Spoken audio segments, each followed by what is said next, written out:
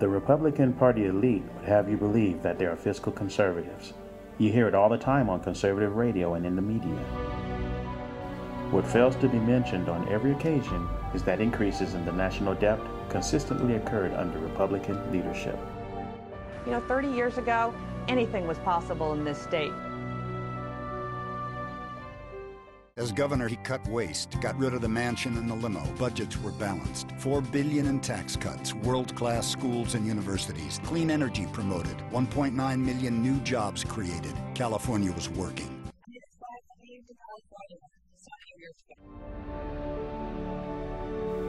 Arnold Schwarzenegger, California's Republican governor, the guy we thought we could trust with our state. As it turns out, he couldn't be trusted even in his most intimate circles. Big hopes, even bigger disappointments. But that's not all. A simple Google search came back with literally hundreds of documented cases of Republican politicians involved in sex scandals that included lewd acts with minors, rape, sex slavery, bondage, and just about anything you can imagine and then some. Do the search yourself, but be sure the kids are sleeping first.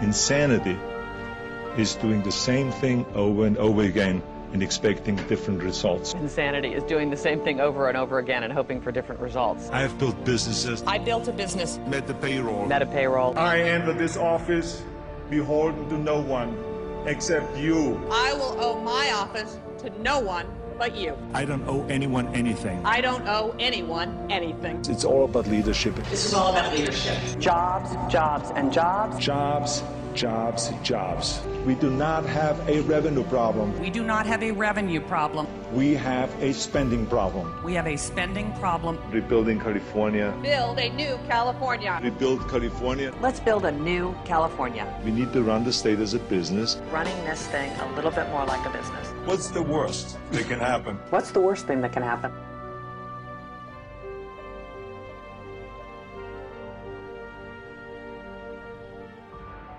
What the left wants to do is say, we're the party of no. Hell no, you can't! We shouldn't be the party of no. We should instead be the party of hell no. There is no shame in being the party of no. What's wrong with being the party of no? We're not just the party of no.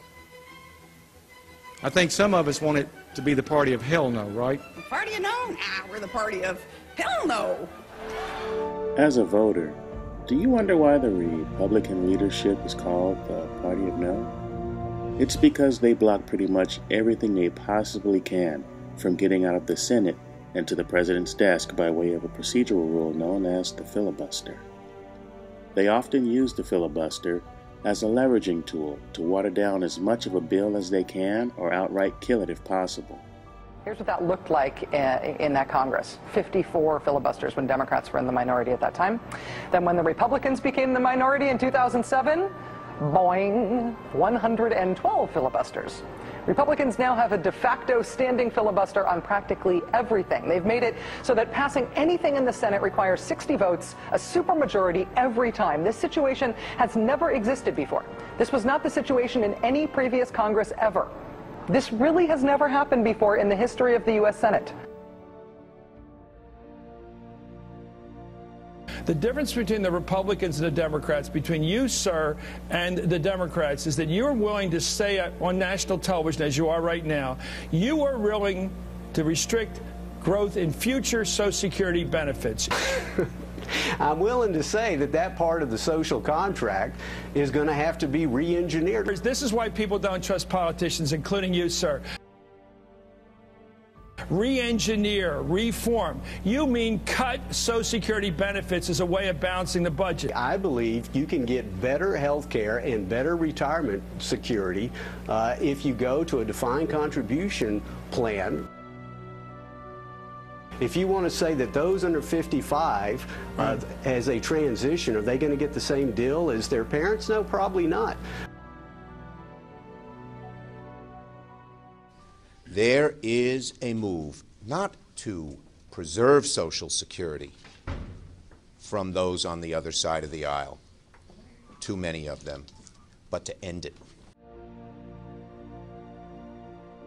Social Security is a solemn promise that has been honored for decades. We are getting very tired about hearing our Republican and right-wing friends telling us about how Social Security is collapsing, when the reality is Social Security today has a surplus of $2.6 trillion. Social Security can pay out every benefit owed to every eligible American for the next 27 years. There's simply no reason that it should be privatized, no reason benefits should be cut. Average beneficiary in my state gets $14,000 a year from Social Security, and I believe more than half of them, that's the major part of their income. We are talking about a lifeline to the American people, and the great news is it's a solid lifeline, and we stand behind it. They don't want to fix it. They want to end it. That applies to both Social Security and Medicare as we know them. Main point that all of us are saying, that for anybody to come forward and say, you've got to cut Social Security, you've got to privatize Social Security, you've got to raise the retirement age because it's in crisis right now, it's just not true. This is a serious movement to undo the most successful government program of the 20th century that has huge and broad popularity. And our job is to be a Paul Revere and let people know. The Democrats are nowhere near perfect, but they are the last great hope.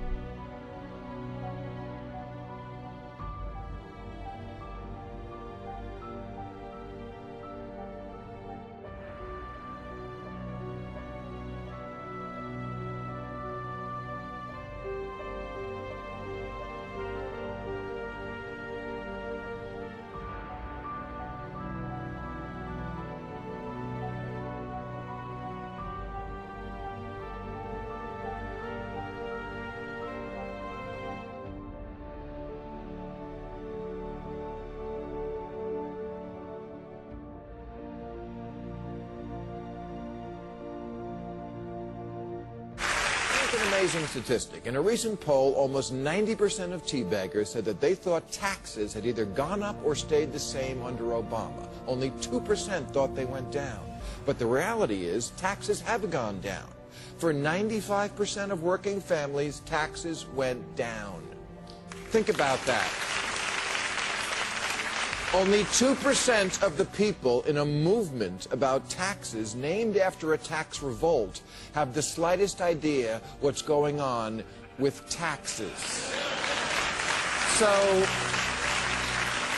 it would be easy to just mock, except that those who fall under the control of cults aren't necessarily weirdos, they're victims.